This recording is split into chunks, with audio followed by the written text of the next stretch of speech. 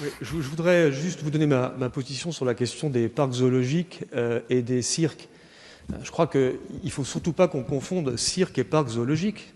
Il faut revenir très très précisément là-dessus. Ça n'a absolument rien à voir. À titre personnel, je n'ai absolument aucune opposition au principe de parcs zoologiques. Tout en reconnaissant, et ils le reconnaissent eux-mêmes, l'Association française des parcs zoologiques, qu'il y a au sein des parcs zoologiques d'excellents parcs zoologiques et des parcs zoologiques qui également ne respectent pas la réglementation telle qu'elle existe aujourd'hui en France.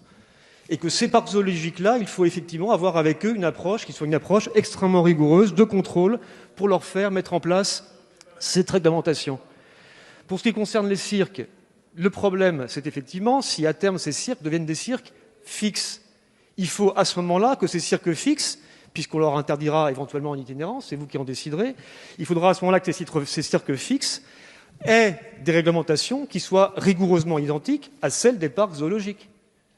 Voilà quelle est ma position sur ces questions. Dernier point, il y a dans un certain nombre de zoos, de parcs zoologiques, Monsieur Lachaud, des spectacles d'animaux qui sont des spectacles qui, en toute franchise, sincèrement, respectent parfaitement les impératifs biologiques des espèces.